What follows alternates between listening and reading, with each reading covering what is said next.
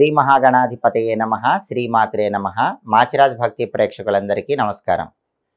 నవగ్రహాలలో కుజుడు 2025 సంవత్సరం డిసెంబర్ 7వ తేదీ రాత్రి 8:17 వృశ్చిక రాశిలో నుంచి ధనుస్సు రాశిలోకి ప్రవేశిస్తున్నాడు. అంటే కుజుడి ధనుస్సు సంక్రమణం జరుగుతోంది, కుజుడి సంచారంలో మార్పు జరుగుతోంది. అలా డిసెంబర్ 7 రాత్రి 8:17 ధనుస్సు రాశిలోకి ప్రవేశించిన కుజుడు మళ్ళీ జనవరి 15వ తేదీ మకర రాశిలోకి వస్తాడు. అంటే జనవరి 14వ తేదీ వరకు ధనుస్సు రాశిలోనే ఉంటాడు. కాబట్టి డిసెంబర్ 7వ తేదీ రాత్రి 8:17 నుంచి జనవరి 14వ తేదీ వరకు కుజుడు ధనుస్సు రాశిలో ఉండటం వల్ల, కుజుడి ధనుస్సు సంక్రమణం వల్ల, కుజుడి ధనుస్సు సంచారం వల్ల ద్వాదశ రాశుల వాళ్ళకి కుజుడు ఎటువంటి ఫలితాలను ఇస్తున్నాడో, కుజుడు సంపూర్ణంగా అనుకూలించాలంటే పాటించాల్సిన ముఖ్యమైన పరిహారాలు ఏంటో ఈ వీడియోలో మనం తెలుసుకుందాం. ప్రధానంగా డిసెంబర్ 7 రాత్రి 8:17 కుజుడు వృశ్చిక రాశిలో నుంచి ధనుస్సు రాశిలోకి ప్రవేశిస్తున్నాడు. జ్యోతిష శాస్త్రం ఏం చెప్తుందంటే, గోచార పరంగా జన్మరాశి నుంచి లెక్కబెట్టినప్పుడు వచ్చే 3వ రాశిలో కానీ 6వ రాశిలో కానీ 11వ రాశిలో కానీ కుజుడి సంచారం ఉన్నట్లయితే అలాంటి కుజుడి సంచారం అనుకూల ఫలితాలను ఇస్తుందని గోచార జ్యోతిష గ్రంథాల్లో చెప్పారు. అలా కాకుండా 3, 6, 11 స్థానాలు తప్ప మిగిలిన రాశుల్లో జన్మరాశి నుంచి లెక్కబెట్టినప్పుడు కుజుడు ఉన్నట్లయితే అలాంటి కుజుడి సంచారం వ్యతిరేక ఫలితాలను కలిగింపజేస్తుంది. అలాగే జ్యోతిష శాస్త్రంలో కుజుడి దృష్టి గురించి కూడా చెప్పారు.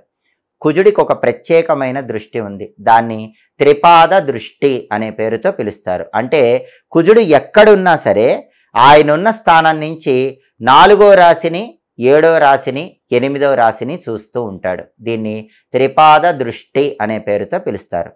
ఈ 4వ దృష్టి అనేటటువంటిది స్థిరాస్తి, గృహము, గృహంలో సంతోషాలు, వీటిని రిప్రజెంట్ చేస్తుంది. అంటే కుజుడు ఎక్కడున్నా సరే ఆయనున్న రాశి నుంచి 4వ రాశిని చూసినప్పుడు ఆ చూపు స్థిరాస్తిని రిప్రజెంట్ చేస్తుంది, ఇంటిని రిప్రజెంట్ చేస్తుంది, గృహంలో సంతోషాన్ని రిప్రజెంట్ చేస్తుంది.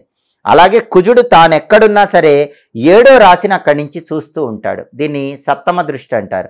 ఈ సప్తమ దృష్టి అనేది ప్రధానంగా భాగస్వామ్య వ్యాపారాలు, దాంపత్య జీవితాన్ని రిప్రజెంట్ చేస్తుంది. ఆ తర్వాత కుజుడు ఎక్కడున్నా సరే తానున్న చోటు నుంచి 8వ రాశిని చూస్తూ ఉంటాడు. దీన్ని 8వ దృష్టి అంటారు. ఈ 8వ దృష్టి అనేది వారసత్వపు ఆస్తులను, దీర్ఘకాలిక అనారోగ్యాలను, సడన్గా జీవితంలో జరిగేటటువంటి ఈవెంట్స్ని రిప్రజెంట్ చేస్తుంది. అంటే కుజుడి 4వ దృష్టి, కుజుడి 7వ దృష్టి, కుజుడి 8వ దృష్టి, తానున్న చోటు నుంచి 4వ రాశిని చూడటం, 7వ రాశిని చూడటం, 8వ రాశిని చూడటం, వీటికి ఈ రకమైనటువంటి కారకత్వాలు వస్తాయి. అయితే ఇవి అనుకూలిస్తాయా, ప్రతికూలిస్తాయా అంటే కుజుడి సంచారం యోగించే రాశులకి ఈ దృష్టి అనుకూలిస్తుంది, కుజుడి సంచారం యోగించని రాశులకి ఈ దృష్టి ప్రతికూల ఫలితాలను ఇస్తుంది. అంటే ప్రధానంగా ఏ రాశికైనా కుజుడి సంచారం యోగించిందనుకోండి ఈ దృష్టి అనేది కూడా యోగిస్తుంది. కుజుడి సంచారం యోగించట్లేదనుకోండి ఈ దృష్టి కూడా యోగించదు. అది సంచారాన్ని బట్టి ఉంటుంది. దీన్ని మనం పరిగణనలోకి తీసుకుని కుజుడి సంచారము, కుజుడి దృష్టిని బట్టి ద్వాదశ రాశులకి ఈ కుజుడి సంచారంలో మార్పు, కుజుడి ధనుస్సు సంక్రమణం ఎటువంటి ఫలితాలను కలిగింపజేస్తుందో ఇప్పుడు మనం పరిశీలిద్దాం. తదుపరి ధనుస్సు రాశి. ధనుస్సు రాశి వాళ్ళకి కుజుడి సంచారంలో మార్పు వల్ల కలిగే ఫలితాలు పరిశీలిస్తే ధనుస్సు రాశిలోకే కుజుడు ప్రవేశిస్తున్నాడు. వాళ్ళ రాశిలోకే ప్రవేశిస్తున్నాడంటే అది 1వ సంచారం అవుతుంది. దాన్ని జన్మ సంచారం అంటారు. కుజుడికి ఈ 1వ సంచారం, జన్మ సంచారం యోగించదు. జన్మంలోకి కుజుడు వచ్చినప్పుడు అనవసరమైనటువంటి కోపాలు పెరిగిపోతూ ఉంటాయి. ఊరికే కోపం వస్తుంది, ముక్కు మీద కోపం వస్తుంది, అంతలోనే కోపం రావటం, అంతలోనే తగ్గటం. ఇలా ముక్కు మీద కోపం వల్ల ధనుసు రాశి వాళ్ళు కొద్దిగా రిలేషన్స్ పరంగా ఇబ్బంది పడే సూచనలు ఉన్నాయి. ప్రధానంగా జీవిత భాగస్వామి, లైఫ్ పార్ట్నర్తో వాదోపవాదాలు పెరిగిపోయే అవకాశాలు ఎక్కువగా ఉన్నాయి. మనస్పర్ధలు పెరిగిపోయే సూచనలు ఉన్నాయి. లైఫ్ పార్ట్నర్, జీవిత భాగస్వామి, భర్త భార్య ఇద్దరూ కూడా ఒకరికొకరు సహకరించుకోకుండా ఎవరికి వాళ్ళు చెప్పిందే సరైనదని, ఎదుటి వాళ్ళు మాట్లాడే మాటలన్నీ తప్పని, ఎదుటి వాళ్ళు వాళ్ళకు గౌరవం ఇవ్వట్లేదని ఒకరికొకరు వాద ప్రతివాదనలు చేసుకుంటూ ఉంటారు. ఎవరికి వాళ్ళే ఇగోకి వెళ్ళిపోతూ ఉంటారు.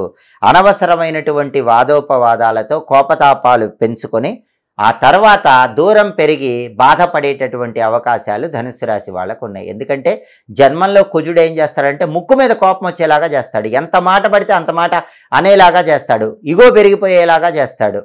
పంతానికి పోయేలాగా చేస్తాడు. తర్వాత రిలేషన్స్ దూరం అయిపోయి బాధపడేలాగా చేస్తాడు. కాబట్టి ఈ విషయంలో ధనుస్సు రాశి వాళ్ళు అప్రమత్తంగా ఉండాలి. లైఫ్ పార్ట్నర్తో జాగ్రత్తగా మాట్లాడాలి, ప్రేమపూర్వకంగా మాట్లాడాలి, సున్నితంగా వ్యవహరించాలి, లైఫ్ పార్ట్నర్కి అనుకూలంగా ప్రవర్తించాలి. లేకపోతే గోరంతలు కొండంతలు అయిపోయే అవకాశాలు ఎక్కువగా ఉన్నాయి. అలాగే జన్మంలో కుజుడి వల్ల పర్సనల్ లైఫ్లో సంతోషం అనేది క్రమక్రమంగా తగ్గిపోయే అవకాశాలు ఉన్నాయి. కార్య విఘ్నత కూడా కలుగుతుంది. అంటే ఒక్కొక్కసారి పనులు అనుకుంటారు, ఆ పనులు అనుకున్న సమయానికి కాకుండా కొంచెం ఆలస్యంగా అయ్యేటటువంటి సూచనలు జన్మంలో కుజుడి వల్ల కనిపిస్తున్నాయి. అలాగే ఉష్ణ సంబంధమైనటువంటి వ్యాధులు వచ్చే అవకాశం ఉంది. అంటే వేడి చేయటం, హీట్ రిలేటెడ్ వ్యాధులు, పొక్కులు రావటం, ఇలాంటివి ఏవైనా ధనుసు రాశి వాళ్ళకు వచ్చే అవకాశం కూడా జన్మంలో కుజుడి సంచారం వల్ల ఏర్పడుతుంది.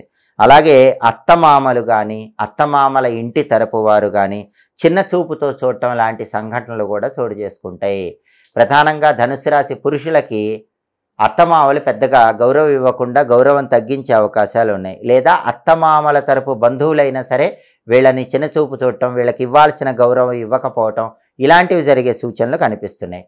కాబట్టి అటువంటప్పుడు కూడా మనస్సు ప్రశాంతంగా ఉంచుకోవాలి. లేనిపోని వాదోపవాదాలకు వెళ్ళకూడదు. అలా వెళితే గోడితో పోయేది గొడ్డల దాకా వెళ్ళే అవకాశాలు ఉన్నాయి. అలాగే అనవసరపు ప్రయాణాలు కూడా జన్మంలో కుజుడు కలిగింపజేస్తాడు. కాబట్టి ధనుస్సు రాశి వాళ్ళు సాధ్యమైనంత వరకు అనవసరపు ప్రయాణాలు పక్కన పెట్టండి. బాగా అవసరమైతేనే ప్రయాణం చేయండి.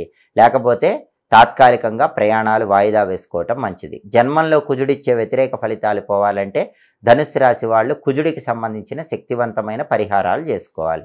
ద్వాదశ రాశుల వాళ్ళు కుజుడు ధనుస్సు రాశిలోకి ప్రవేశించటం వల్ల, కుజుడి ధనుస్సు సంక్రమణం వల్ల అనుకూల ఫలితాలు వచ్చే రాశులు అనుకూల ఫలితాలు ఇంకా పెంచుకోవటానికి, ప్రతికూల ఫలితాలు వచ్చే రాశులు ప్రతికూల ఫలితాలు తగ్గింపజేసుకోవటానికి కుజుడికి సంబంధించిన శక్తివంతమైన పరిహారాలు చేసుకోవాలి. ఆ పరిహారాల్లో ముఖ్యమైన పరిహారం ఏంటంటే, ప్రధానంగా కుజుడు డిసెంబర్ 7 రాత్రి 8:17కి ధనుస్సు రాశిలోకి వచ్చి మళ్ళీ జనవరి 15 మకరంలోకి వస్తాడు. జనవరి 14 వరకు ధనుసులో ఉంటాడు. కాబట్టి 2026 జనవరి 14వ తేదీ వరకు వచ్చే మంగళవారాలు కొన్ని ప్రత్యేకమైన పరిహారాలు చేసుకోవాలి. మంగళవారం కుజుడికి ప్రియమైన వారం కాబట్టి జనవరి 14వ తేదీ లోపు వచ్చే ఏ మంగళవారం అయినా సరే 12 రాశుల వాళ్ళు నానబెట్టిన కందులు బెల్లంతో కలిపి గోవుకు తినిపించండి. కుజుడు విశేషంగా యోగిస్తాడు.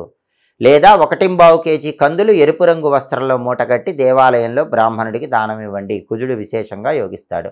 ఆవుకు తినిపించడం కానీ, దేవాలయంలో దానం ఇవ్వటం కానీ ఎప్పుడు చేయాలి అంటే మంగళవారం రోజు ఉదయం 6 నుంచి 7 మధ్యలో, మధ్యాహ్నం 1 నుంచి 2 మధ్యలో, రాత్రి 8 నుంచి 9 మధ్యలో కుజహోర ఉంటుంది. ఈ కుజహోర ఉన్న సమయంలో కందులు దానం ఇచ్చినా, నానబెట్టిన కందులు బెల్లంతో కలిపి ఆవుకు తినిపించినా అద్భుతంగా కుజుడు యోగిస్తాడు. అలాగే మంగళవారం పూట స్నానం చేసే నీళ్లలో కొన్ని ఎరుపు రంగు పుష్పాలు కలుపుకొని ఆ నీళ్లతో స్నానం చేయండి. అలాగే స్నానం చేసిన తర్వాత మంగళవారం వీలైతే ఉపవాసం ఉండి రాత్రికి కందిపప్పుతో చేసిన పదార్థాలు ఆహారంగా స్వీకరించండి. దానివల్ల కూడా కుజుడి బలం విశేషంగా పెరుగుతుంది. అలాగే కుజుడికి 2 అధిష్టాన దైవాలు ఉన్నారు, సుబ్రహ్మణ్య స్వామి, నరసింహస్వామి. అందుకే మంగళవారం పూట రాహుకాలంలో సుబ్రహ్మణ్య ఆలయంలో నిమ్మదొప్పల్లో దీపాలు పెడితే కుజుడు విశేషంగా యోగిస్తాడు. కుజుడి ధనుస్సు సంక్రమణం అద్భుతంగా యోగించాలంటే మంగళవారం రాహుకాలం ఉన్న సమయంలో సుబ్రహ్మణ్య స్వామి ఆలయ ప్రాంగణంలో 2 నిమ్మకాయలు కోసి ఆ నిమ్మకాయల్లో రసం పిండేసి దొప్పలు వెనక్కి తీసి ఆ 4 దొప్పల్లో నువ్వుల నూనె పోసి పువ్వొత్తులు వేసి దీపాలు వెలిగించండి. సుబ్రహ్మణ్య ఆలయంలో మంగళవారం రాహుకాలంలో నిమ్మదొప్పల్లో దీపాలు పెడితే కుజుడి ధనుస్సు సంక్రమణం వ్యతిరేక ఫలితాలు తొలగింపజేసి అనుకూల ఫలితాలను కలిగింపజేస్తుంది. అలాగే కుజుడికి లక్ష్మీ నరసింహస్వామి కూడా అధిష్టాన దైవం కాబట్టి మంగళవారం నరసింహస్వామి ఆలయానికి వెళ్ళిన, నరసింహస్వామి ఆలయంలో ప్రదక్షిణలు 9 చేసిన, నరసింహస్వామి ఆలయంలో ఓం నమో నారసింహాయ అనే మంత్రాన్ని స్మరించుకున్నా కూడా కుజుడి ధనుస్సు సంక్రమణం వల్ల కుజుడిచ్చే వ్యతిరేక ఫలితాలు తొలగిపోతే అనుకూల ఫలితాలు పెంచుకోవచ్చు. అలాగే మంగళవారం పూట రుణ విమోచన అంగారక స్తోత్రం వినండి. దానివల్ల కూడా కుజుడు యోగిస్తాడు. లేదా ఇంట్లోనే దీపం పెట్టేటప్పుడు ఓం అం అంగారకాయ నమః అనే మంత్రాన్ని 21 సార్లు చదవండి. దానివల్ల కూడా కుజుడు విశేషంగా యోగిస్తాడు. మంగళవారం సందర్భంగా కుజ మంత్రం అంటే అంగారక మంత్రం చదువుకోవటం, లేదా సుబ్రహ్మణ్య ఆలయ దర్శనం చేసి నిమ్మదీపాలు వెలిగించుకోవటం, లేదా నరసింహస్వామి ఆలయంలో నరసింహస్వామికి అర్చన కానీ అభిషేకం కానీ చేయించుకోవటం, నరసింహస్వామి ఆలయంలో మంగళవారం ప్రదక్షిణలు చేయటం ద్వారా కుజుడి ధనుస్సు సంక్రమణం వల్ల కుజుడిచ్చే వ్యతిరేక ఫలితాలన్నీ తొలగిపోతే కుజుడిని సంపూర్ణంగా ప్రసన్నం చేసుకొని సమస్త శుభాలు సిద్ధింపజేసుకోవచ్చు. అలాగే మంగళవారం రాగి పాత్రలు ఎవరికైనా దానం ఇచ్చినా కూడా కుజుడి ధను సంక్రమణం అనేది విశేషమైన శుభ ఫలితాలను కలిగింపజేస్తుంది. ఈ పరిహారాలు చేసుకోండి. కుజుడి ధను సంక్రమణం అద్భుతంగా యోగించేలాగా సకల శుభాలను సిద్ధింపజేసుకోండి.